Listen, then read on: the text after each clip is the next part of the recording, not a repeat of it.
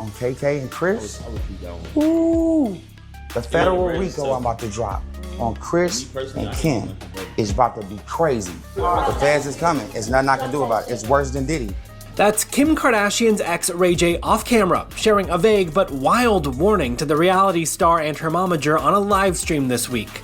In it, he claims to be working with authorities to bring the family down. Ray J has been on one. Over the past few months, he's taken to social media, podcasts, and live streams, saying that the world still doesn't know what really happened back then. He said that back in the mid-2000s, when the footage from their relationship surfaced, there was a structured business arrangement made, not just a leak. According to Ray J, that arrangement allegedly involved multiple parties and, most importantly, a $5 million payment. He said that money was tied to a formal agreement to end disputes and prevent further material from being released or distributed. Ray J's claim is that this wasn't some random leak handled quietly. It was a coordinated business deal that involved negotiations, lawyers, and signed contracts. Now, to understand what's real, records show that in 2007, Kim Kardashian did file a lawsuit against Vivid Entertainment, the company that had possession of the tapes.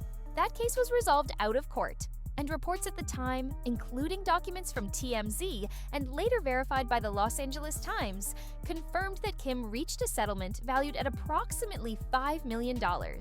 The payment was part of the deal that granted Vivid rights to distribute the footage while also securing Kim's financial compensation and legal control over the situation. So yes, the $5 million deal did happen. But what's been debated for years is who exactly got what, and whether it was all as straightforward as it looked. Fast forward to 2025. Ray J says that the public never got the full picture. On his recent Instagram live sessions, he accused Kim Kardashian and her mother, Kris Jenner, of being more involved in the original agreement than they've ever admitted. He suggested that everything was approved, signed off, and financially negotiated long before the footage ever reached the public. He also hinted that he'd been silenced by legal documents, NDAs, and settlement clauses, and that speaking out now was about setting the record straight. He claimed he's kept emails, contracts, and communication from that time that show how deep the negotiations went. What makes his claims hit harder this time is the timing. He says he's done staying quiet because his name keeps getting dragged back into the spotlight every time the topic comes up in interviews, documentaries, or online debates. In his words, this is about facts, not fame. Meanwhile, Kim Kardashian's camp is having none of it. Her legal team immediately called Ray J's claims false, defamatory, and misleading. They released a statement clarifying that Kim was a victim in the original situation, that she took legal action to regain control of her image, and that any suggestion of coordination was simply not true. Then came the real heat. Kim and Kris Jenner reportedly filed a defamation lawsuit against Ray J in Los Angeles County Superior Court. The filings accuse him of making knowingly false statements that have caused reputational and business harm to both women. The lawsuit specifically references claims about alleged financial arrangements, saying those remarks constitute deliberate defamation and misrepresentation. Legal insiders told outlets like Variety and Page Six that the case could turn into one of the most significant celebrity defamation disputes in years because it deals directly with a decades-old incident that's been heavily litigated and debated in pop culture. As for Ray J, he's standing firm. In his most recent posts, he said he's ready to show the receipts. While he hasn't publicly posted any documents yet, he insists he's prepared to present proof if the lawsuit moves forward. Now, let's talk about the money. The original $5 million settlement was between Kim Kardashian and Vivid Entertainment, not Ray J. But Ray J's new claim is that he was cut out of that financial agreement, even though he says he was an equal participant in the original recordings. He argues that the public narrative made it look like he profited, but that in reality, he didn't receive his fair share. This is a key part of his frustration. He's been saying for years that his image was tied to a situation that made billions of dollars in cultural impact, while he was painted as the bad guy and never saw comparable compensation. You fast forward to now where you're the bad guy, and now there's victims and I'm the aggressor or whatever it's called, and then we can't work in the industry no more.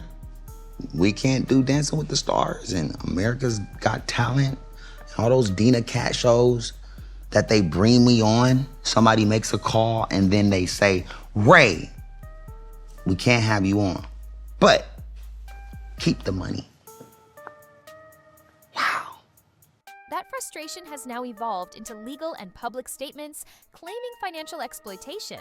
But Kim Kardashian's legal team has countered this point directly. They maintain that the entire settlement was handled between Kim and Vivid, and that Ray J had no contractual claim to that money.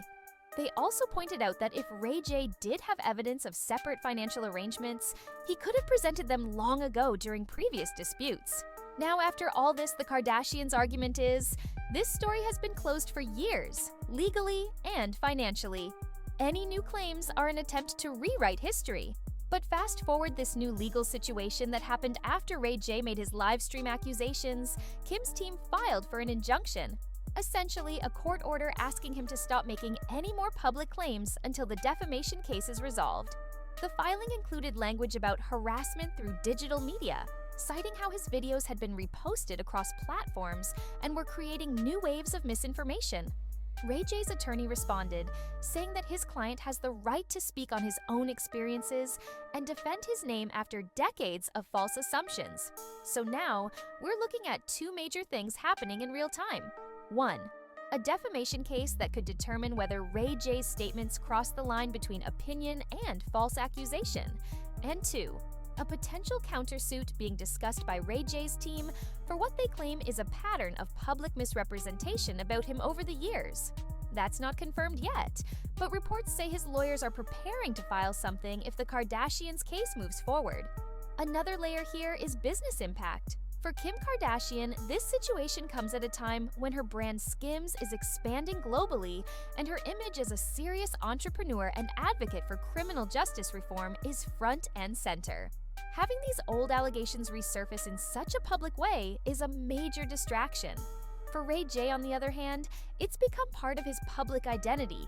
He's used his platform to promote transparency, saying he wants to expose how Hollywood really works. But legal analysts are pointing out that if the Kardashians' lawsuit succeeds, he could face financial penalties or restrictions on what he can publicly say about the case in the future. So the stakes are high on both sides. Now, from a legal standpoint, $5 million are confirmed in documentation from 2007. But who initiated it, what it covered, and who ultimately benefited are still under debate.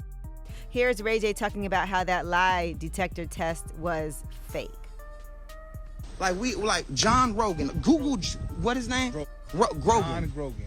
Google John Grogan right now. Look what pops up. First thing that pops up is how to beat the lie detector test. This is a fraud. He don't even have a fucking license. He using somebody else's license. No more, dog. Like, no more, dog. I don't need your fucking money. I don't want you to call me and try to stop me.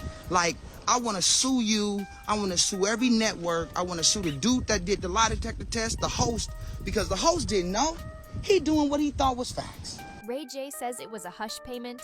Kim's side says it was a legal settlement with a third party.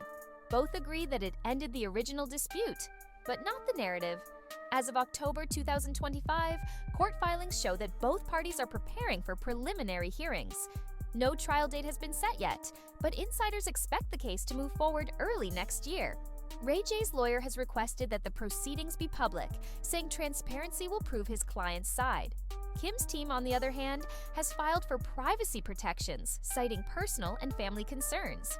But here's the thing, fame doesn't erase receipts and time doesn't bury contracts. The truth's out there, just waiting to pop off. And when it finally drops, yeah, the internet's not going to be ready. So hit that sub button and we'll catch you in the next update.